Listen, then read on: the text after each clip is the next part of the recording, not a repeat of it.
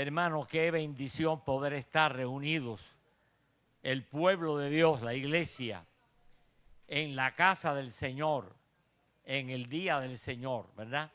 Hoy hay millones de personas que están en otros lugares jugando golf, pescando, pero ustedes como María, ¿se acuerdan? Escogieron la mejor parte, estar en la casa del Señor. Mi primera palabra de gratitud, una vez más, a ustedes por sus oraciones. El pastor ya habló algo de eso y fue un tiempo difícil, mis hermanos. Fueron 8 semanas en hospitales, que realmente fue una experiencia traumática, pero Dios estaba allí con nosotros. Les prometí escribir un libro y aquí está el libro. Aquí está el libro. El número 9. El número 9. El Dios de las segundas oportunidades. La primera parte del libro, el libro tiene 3 partes. La primera parte habla de mi enfermedad, esos 2 meses horribles, pero cómo Dios estuvo ahí con nosotros. La segunda parte es una biografía de una mujer extraordinaria, una campeona del evangelio llamada Susana Wesley, porque aquel lugar se llama Susana Wesley, el nombre de la madre de los Wesley, ¿se acuerdan? Aquellos predicadores ingleses que sacudieron el mundo. Y me asombró que la mayoría de los empleados no conocían quién era Susana Wesley. Y buscamos la historia y la pusimos aquí. Yo fui el sábado pasado, la semana pasada, fui a llevar una docena de estos libros allí para regalárselos a los empleados porque hablo de ellos. Y la tercera parte pues habla de hombres de la Biblia, mujeres de la Biblia, a quienes Dios dio una segunda oportunidad. Y tú puedes ser uno de ellos. Estoy seguro que Dios nos da segundas oportunidades para usarlas para su gloria y para su honra. Hermano, yo estoy cada domingo en una iglesia distinta. Dios me ha permitido en los últimos 10 años, estoy viviendo aquí en la Florida, que pueda predicar su palabra cada domingo en una iglesia. Eso para mí es oxígeno. Para mí eso es una bendición poder estar en una iglesia. Pero quiero que les diga un secreto. Aquí me siento muy bien, muy bien. Ustedes son una iglesia especial, mis hermanos. Especial. Ustedes descubrieron el secreto del éxito de una iglesia. Así se llama el sermón de hoy. El secreto del éxito de una iglesia. Y aunque ustedes ya lo descubrieron, vamos a recordarlo porque es bueno que no se nos olvide cuál es el secreto. Diríamos el triple secreto del éxito de una iglesia. Vamos a comenzar hablando que la palabra éxito depende cómo uno la mire, ¿no? Para alguna gente el éxito es una cosa, para otros el éxito es otra. La iglesia de Jesucristo es exitosa cuando cumple los parámetros que Dios ha establecido. Dios tiene un plan para su iglesia. El Señor ha creado la iglesia con un propósito especial. Somos la embajada del reino de los cielos en la tierra. Usted sabe lo que es una embajada. Una embajada representa el país. Las embajadas hay que respetarlas. La iglesia de Jesucristo es una institución única, excepcional. No hay otra como ella. Independientemente de la denominación, etcétera, lo que es la iglesia, lo que la Biblia habla de la iglesia es única en el mundo. Por eso el diablo la ha combatido tanto. No hay otra institución humana donde el diablo se haya ensañado tanto. Los judíos quisieron acabar con ella. El imperio romano quiso acabar con ella, ya el imperio romano no existe. Adolfo Hitler quiso acabar con ella, ya no existe Adolfo Hitler. Stalin quiso acabar con ella y no pudo. Mao Zedong quiso acabar con ella y no pudo. Fidel quiso acabar con ella y no pudo. Nadie puede destruir la iglesia. Porque Cristo dijo, sobre esta roca edificaré mi iglesia y ni aún las puertas del infierno prevalecerán contra ella. Y así ha sido, mi hermano. Mira que la iglesia ha sido maltratada, que los cristianos hechos prisioneros, la Biblia quemada. la Biblia convertida en cartón, pero ahí está la palabra de Dios, mi hermano. Y ahí está la iglesia en todo el mundo. No hay un rincón de la tierra, en el país que menos usted se imagina, está la iglesia. Yo tengo una nieta que está casada con un gringo, con un americano, que es un muchacho brillante, es un ingeniero nuclear. Estuvo como 2 años, año y pico, yendo a China. Oigan bien, él se graduó en Houston, allá hizo un doctorado en Houston. Y antes que saliera de la universidad, ya una empresa lo había contratado para ir a China cada 3 meses, a China, a dar conferencias de lo que él había estudiado. Eso se acabó con el COVID terminó aquello. Pero él me contaba, un día le dije, se llama Daniel, hoy es catedrático de una universidad en Ohio. Y una vez que lo vi, le dije, Daniel, cuéntame algo de tu experiencia en China. Me dijo, pastor, abuelo, me dice abuelo, la iglesia está viva en China. La iglesia está viva en China. Hay más cristianos en China que en Estados Unidos. ¡Wow! Allí se llama la iglesia subterránea, la iglesia clandestina. Millones, se calcula que hay casi 300 millones de creyentes en China. La población de Estados Unidos, porque Dios creó la iglesia. Pero el diablo, que es malo y sinvergüenza, no la puede destruir, pero la duerme, la entretiene, la divide, le hace perder la perspectiva de lo que es una verdadera iglesia.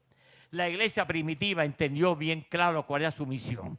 Y en el libro de Hechos de los Apóstoles, que es la historia de la iglesia, en el capítulo 3 de Hechos de los Apóstoles, busquen ahí sus Biblias, está un episodio que nos narra perfectamente cuál es el secreto o el triple secreto de una iglesia victoriosa. Leo.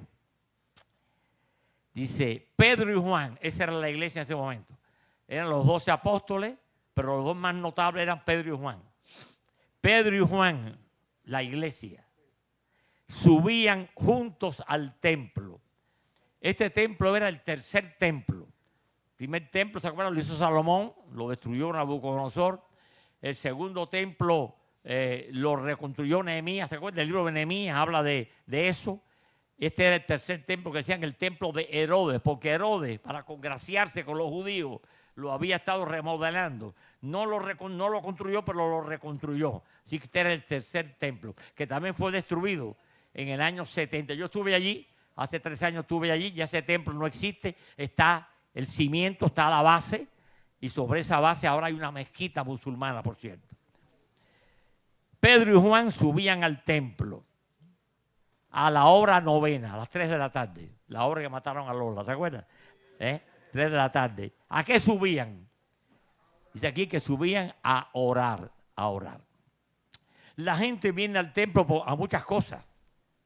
Yo recuerdo un pastor que me contaba que cuando él era joven, era inconverso, fue al templo detrás de una muchacha, vio una muchacha bonita, las muchachas nuestras son muy bonitas todas, y le cayó atrás a la muchacha y fue al templo.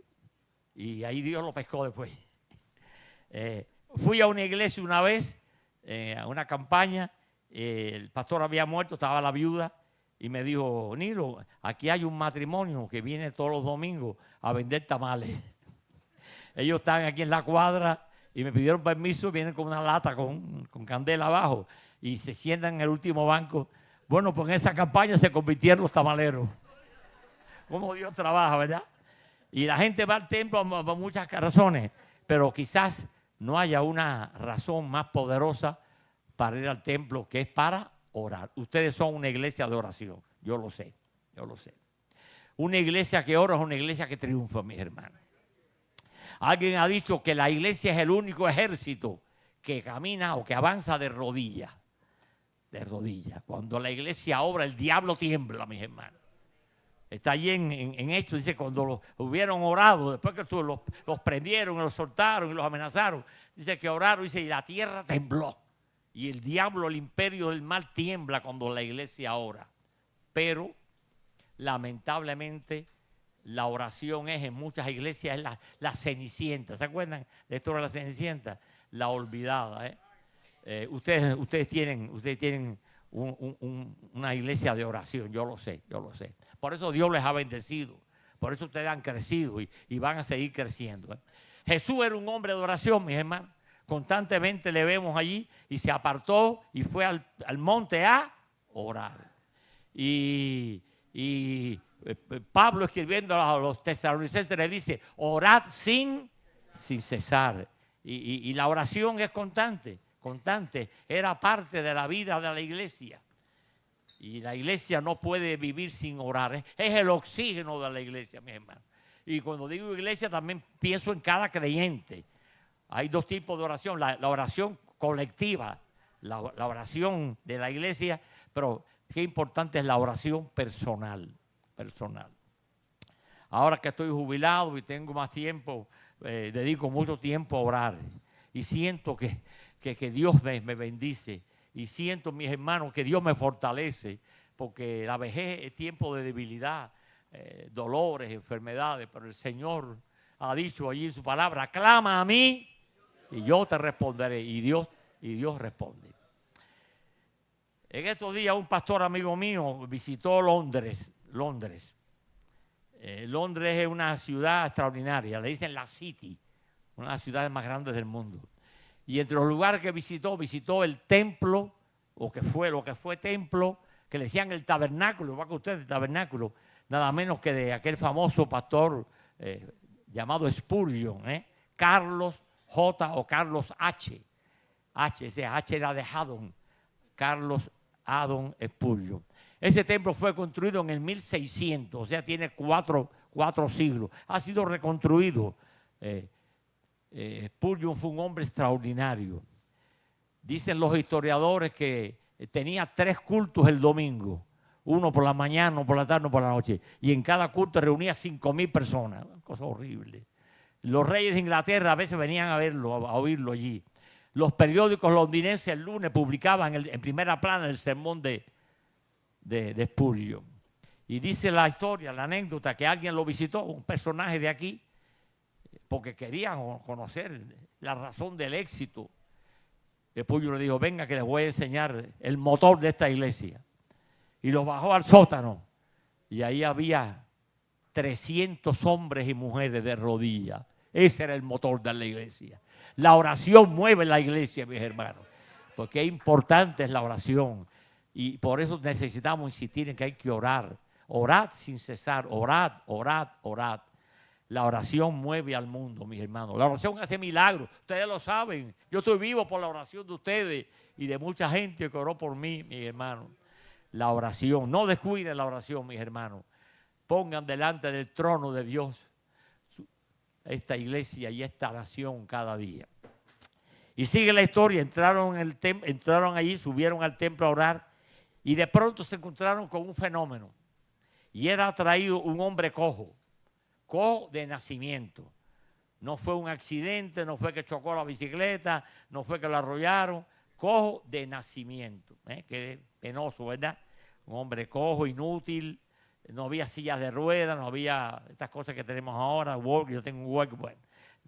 Cojo de nacimiento. A quien ponían cada día a la puerta del templo que se llama La Hermosa. Yo estuve en ese lugar. El templo ya no existe, repito, pero están allí indicados donde estaban las 4. Había 4 puertas. Cada una estaba según los puntos cardinales: norte, sur, este y oeste. Esta es la puerta norte. Dicen que era la más bella de las 4 puertas. Tenía esculpido en la puerta, era una puerta de cedros del Líbano. Y tenía esculpido en la puerta un ramo de uva. Porque la uva, la vid, simboliza a Israel. Todo era bello allí. Lo único feo que había era el viejo este aquí. Piojoso, sucio, apestoso. Un homeless de ahora, una cosa de esa, ¿no? Traían a un hombre cojo de nacimiento, ponían en la puerta hermosa. ¿Para qué? Para que pidiese limosna de los que entraban en el templo. Se suponía que la gente que fuera allí tuviera buen corazón, fuera gente caritativa, gente... Dice, lo ponían allí para pedir limosna, pero yo estoy seguro que mucha gente ni le miraba la cara. le tiraban la limosna como se le tira al perro una piltrafa. Y entraban allí. Y aquel pobre hombre estaba allí, olvidado. Era una cosa.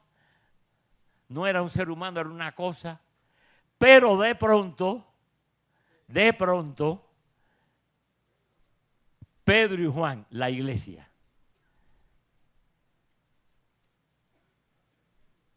Cuando vio a Pedro y a Juan entrar en el templo, le rogaba que le diesen limosna.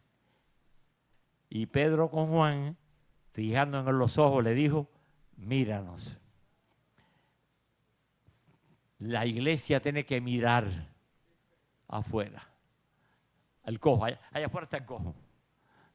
El cojo es el vecino tuyo. El cojo es tu compañero de trabajo. El cojo es tu familiar inconverso. El cojo. El mundo está cojo. Paralítico, enfermo, agonizando. Hermano, vivimos en una sociedad que está moribunda. Si tú no sabes, está moribunda. En este país, todos los días hay un tiroteo, por lo menos uno. En México, en lo que va de año, ya pasan de miles los muertos por los cárteles de la droga. La violencia está a todos los niveles. Violencia en los estadios, violencia familiar, violencia por todas partes. Vivimos en un mundo violento, guerra. En este momento hay 4 o 5 guerras en el mundo. Algunas son más conocidas por la prensa, otras son olvidadas. Un mundo que está paralítico y la iglesia tiene que mirar a ese mundo. El mundo necesita de Cristo. La gran necesidad del mundo es Cristo. No necesitamos más tecnología. Estamos aquí hasta aquí de tecnología. Ahora estamos asustados con la inteligencia artificial que no sabemos qué va a pasar con ella. El mundo necesita de Cristo y la iglesia tiene que mirar al mundo. Aquel hombre nadie lo miraba, pero de pronto Pedro y Juan miraron al mundo. Hay que mirar a un mundo necesitado. A un mundo que pasa hambre. Pastor hablaba ahorita de eso. La población mundial anda por 8.000 millones de habitantes. Se calcula que hay 2.000 millones de hombres y mujeres que se acuestan sin comer o hacen una comida al día. Aquí hay gente que pasa hambre en este país, y tú lo sabes.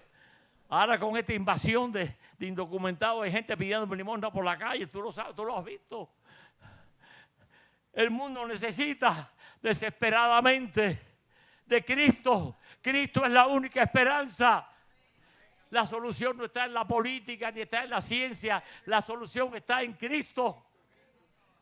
Y la iglesia sabe que Cristo es la única esperanza, pero tiene que mirar. No podemos ser como la parábola de buen samaritano, ¿se acuerdan? El sacerdote, qué vergüenza el sacerdote y el levita. Dice que se hicieron de la vista gorda, así dicen los cubanos. El mundo está necesitado, mis hermanos. El mundo está cojo. El mundo está paralítico. El mundo está enfermo. El pecado es la peor enfermedad que existe. Millones de hombres y mujeres mueren sin Cristo. Creo que lo conté ya otra vez que vine aquí. Yo no simpaticé nunca con el presidente anterior, con Biden, pero tuve que oírlo varias veces cuando hablaba el presidente, ¿no? Y en un discurso de eso que él da en el mes de febrero, los presidentes dan lo que se llama el discurso a la nación, el Estado de la nación. Este no lo ha hecho todavía porque acaba de coger la oficina oval, ¿no? Pero ya lo hará. Y me acuerdo que en uno de esos discursos Biden dijo, yo me quedé frío cuando vi aquello. Digo, 100.000 jóvenes norteamericanos han muerto con el fentanilo. Yo, Dios mío, ¿qué es esto? 100.000 jóvenes, un ejército. En la guerra de Vietnam murieron 60.000 norteamericanos. En la guerra de Afganistán murieron 10.000 norteamericanos. Y en un año el fentanilo mató aquí a 100.000 jóvenes. Horrible. Hogares destruidos. Gente en media loca. Se ha comprobado que ahora esto de la marihuana que está ahora sobre el tapete está trayendo un aumento de la esquizofrenia a niveles nunca vistos en este país. El mundo está enfermo. El mundo está cojo. El mundo necesita de la iglesia. La iglesia es la enfermera del mundo. Cristo es el médico. El evangelio, la medicina. Pero ustedes son la enfermera. La enfermera. ¿Cómo yo aprecio a las enfermeras? Que están allá al lado del enfermo día y noche ahí. Y la iglesia tiene que estar ahí, pendiente. Donde hay un alma necesitada. Donde hay un amigo que tiene un problema. La gente está llena de problemas. Ya los psicólogos y los psiquiatras se vuelven locos. Yo me acuerdo aquí en Caibarien, que fue una de mis iglesias, frente a mi casa estaba la clínica de especialidades que había ahí, el gobierno puso ahí. Y había ahí un señor que era el psiquiatra. Y me hice amigo del psiquiatra. Y yo le llevaba café, brincaba a la calle, llevaba café y eso. Y un día voy con café y no está el psiquiatra. No, está ingresado. ¿Cómo ingresado? Sí. Se arrebató él también. No es para menos. Con las cargas de uno, las cargas de los demás, el tipo explotó. Todos los días. Uno a veces no se entera. Todos los días. Un peje gordo de eso, otro día explota. Todos los días. Nosotros a veces no nos enteramos porque la prensa, yo soy periodista, la prensa a veces manipula la cosa. Pedro y Juan miraron al paralítico. Iglesia, tienes que mirar al paralítico. ¿Y tú sabes quién es el paralítico? El vecino, el amigo, el compañero, el familiar, el que te encontraste en el hospital, el que te encontraste en el mercado. Dile que Cristo es la única esperanza, que no hay solución a los problemas del hombre sin Cristo. Eso fue lo que Pedro y Juan hicieron. Lo que hizo Pablo. Pablo y Silas estaban presos, ¿se acuerdan ahí en Hechos 16? Presos, yo sé lo que estaban presos, tuve 5 años presos. Estaban presos, pero dice que a medianoche cantaban y alababan al Señor. Y de pronto las paredes de la vieja cárcel romana temblaron. Porque cuando el pueblo de Dios ora y canta, el infierno tiembla. Y aquel hombre, pensando que los presos se habían ido, sacó la espada para suicidarse. Y de pronto cuando ve a Pedro, cuando ve a Pablo y a Silas, dice: señores, ¿qué tengo que hacer para ser salvo? Y ahí vino la respuesta: cree en el Señor Jesucristo y serás salvo, tú y tu casa. Y esa es la respuesta que tú tienes que darle al mundo necesitado. Esto no se resuelve con republicanos ni con demócratas. Esto se resuelve con Cristo. Cristo es la única esperanza, mis hermanos. Cristo. Sin Cristo estamos perdidos, mis hermanos. Pedro y Juan miraron al paralítico. La iglesia tiene que mirar afuera. No podemos hacernos de la vista gorda. No podemos hacernos chivo loco. No lo viste. Tienes que ver las necesidades. Cuando uno mira con los ojos de amor, ve las necesidades de la gente. Sin que la gente se las diga, tú lo ves. Las necesidades, la vista. Mira a la gente a los ojos. En los ojos de la gente tú ves la ansiedad, la angustia, la desesperación. Y ya estamos asustados con este lío. Hay millones de gente aquí que están temblando. Hay que mirar al paralítico. Esa es el segundo secreto. Y ahora viene el tercero. Y le dijeron: tienes que hablar. Para todos hablar de eso hoy. Tienes que hablar. Uno de mis libros se llama Si estos callaren, las piedras clamarían. Que no pasemos por la vergüenza que las piedras tengan que hablar, cuando tú y yo somos los que tenemos que hablar. Y el tercer secreto: no tenemos ni plata ni oro. Ustedes son millonarios, ¿eh? Qué bueno este templo, algún día lo vamos a ver. Voy a predicar, pastor, en la inauguración del templo. Dios me va a dar vida para verlos ustedes.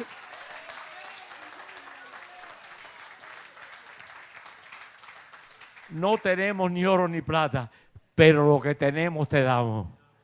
Cree en Jesucristo. Amén, mis hermanos. Esa es la medicina, el evangelio. Lo que el mundo necesita es conocer a Cristo, mis hermanos, al médico divino. Y dice que dándole la mano lo levantaron. Cristo levanta al caído. Cristo transforma. Lo sé porque he podido ver en mi larga vida pastoral hombres y mujeres transformados. El poder del evangelio, Pablo lo dice, si alguno está en Cristo, nueva criatura es. Las cosas viejas pasaron. He aquí todas son hechas nuevas. Cristo no remienda, Cristo transforma. Recuerdo aquel hombre de Caibarín, homosexual. Dios lo transformó. La iglesia no me dejó bautizarlo. Tenía prejuicios, se fue para La Habana y en La Habana el pastor Roberto Hernández lo bautizó. Me llamó Nilo, aquí hay un tipo raro que está viniendo, que vamos a ser raros, si todavía tenía la... Le dije, bautízalo, que Cristo lo salvó. Cristo lo limpió. Y cuando la sangre de Cristo limpia, nada queda sucio, mi hermano. No hay detergente como la sangre de Cristo. Recuerdo aquella mujer en mi último pastorado en Arroyo Apolo, una prostituta, yo no lo sabía, una hermana le invitó, porque nos da miedo a veces invitar a los pecadores, si son los que más necesitan. Una hermana la trajo a la iglesia, yo no sabía quién era. Yo estaba hablando esa noche del amor de Dios. Y yo veía que aquella mujer lloraba allí, lloraba. Dios te ama, Dios te perdona, Dios transforma, Dios pagó. Y en la puerta me dijo, pastor, yo no podía ni hablar, estaba tan emocionada, quiero hablar con usted. Y fui allá con mi esposa. Dios la transformó. Y a la semana la vi en la calle vendiendo croquetas. Antes vendía su cuerpo, ahora vendía croquetas. ¿Cómo Dios transforma, mi hermano? Ese es el poder transformador del evangelio. Ese es el poder salvador del evangelio. Esa es la sangre de Cristo que limpia todo pecado. No hay vida por sucia que sea que sin Cristo no la pueda limpiar, mi hermano. No hay detergente como la sangre de Cristo. Ahí está el triple secreto. La iglesia que ora, la iglesia que mira a los perdidos y la iglesia que comparte el evangelio. Ustedes son esa iglesia, mi hermano. Yo lo sé. Por eso Dios les bendice y Dios les prospera y van a crecer y van a hacer testimonio a otras iglesias de lo que es una iglesia con éxito, mis hermanos. Quiero terminar contándoles una historia que no sé si le he contado o no, porque los viejos a veces se los olvidan, pero bueno. Hoy me escribió un amigo que me dijo, oye, me mandaste el libro 2 veces. No me acordé que se lo mandé una vez, se lo mandé otra vez. Digo, bueno, chicos, mejor que te mande 2 y no que te mande ninguna, ¿no? En el año 1996, creo que fue, yo hice un viaje a Estocolmo. Estocolmo es la capital de Suecia. Había allí, se iba a celebrar allí una reunión del llamado Concilio de la Alianza Bautista Mundial, que es una organización mundial que cuando aquello radicaba en Londres, después vino para Washington. Y todos los años se reúne en una capital o en un lugar importante. Y todos los presidentes de convenciones del mundo se reúnen allí. Y a mí me invitaron, me pagaron los gastos para ir a ese lugar. Vine de Cuba aquí, yo viví en Cuba cuando eso. Volé a Nueva York, porque el vuelo salía de Nueva York. Hicimos el viaje, un viaje de casi 12 horas, por el Atlántico Norte. Yo he ido otras veces a Europa, pero otros vuelos han sido por acá, por el Atlántico Sur. Este era el Atlántico Norte. Y cuando estábamos pasando frente a la península del Labrador, ahí en Canadá, en la pantalla del avión salió este letrero. Aquí se hundió el Titanic. Ustedes han oído hablar del Titanic, el famoso barco Titanic. El 15 de abril, Viernes Santo, el 15 de abril del año 1912, ocurrió este desastre. Se ha catalogado como el desastre marítimo más grande de la historia moderna. Creo que después del Arca de Noé no ha habido otro barco más famoso que el Titanic. Inglaterra fue siempre, aún hoy, la reina de los mares. Hoy Inglaterra compite con Estados Unidos en cuanto a flota marítima. Los americanos la superan en ejército, en aviación, pero en flota marítima Inglaterra es el número 1 en el mundo. Y todavía en aquella época más todavía. Ellos habían construido el Titanic en 4 años. 4 años se demoró aquel barco, una cosa monstruosa. Estos barcos de ahora, estos cruceros de ahora, son los nietos de aquel. El barco era el orgullo de la flota británica, de la Marina británica. Todo el mundo quería viajar en el viaje inaugural del Titanic. Los tickets se vendieron y se revendieron a precios exorbitantes. Familia real, la Cámara de los Lores, la Cámara de los Comunes, millonarios, todos los pejes gordos de la época querían tener el honor de viajar en el viaje inaugural del Titanic. Una periodista, yo soy periodista, una periodista fue a ver cómo estaban cargando el barco. Miles de cajas de vino, de ron, de vodka, de todo, de todas las bebidas selectas. Miles de cajas de caviar y de otras comidas especiales. Lo que venía ayer en la plana mayor. El viaje debía hacerse en 15 días. Los barcos normales se demoraban 30 días en hacer el viaje. Pero el Titanic lo iba a hacer en 15 días. La periodista observó lo que ella llamó un desequilibrio y le dijo al capitán: capitán, yo veo que un desequilibrio, miles de cajas de comida y de bebida, pero solamente hay 10 botes salvavidas, 10, con capacidad para 20, o sea, 200 personas, y el barco iba a traer 2.000 personas. Se rió el capitán. Este barco únicamente Dios puede hundirlo. Wow. Y el barco salió de Londres. Ya había cumplido prácticamente 12 o 13 días. Ya se veían a lo lejos las luces de Nueva York. El barco venía por el Atlántico Norte para cortar camino. Pero era primavera. Abril es primavera. Y la primavera implica el deshielo de los polos. Y unos enormes bloques de hielo, 10 veces el tamaño de este templo, llamado iceberg, flotan a la deriva. Y usted no los ve, apenas hay un piquito arriba. El capitán lo sabía, pero su orgullo, su jactancia, este barco solamente Dios puede hundirlo.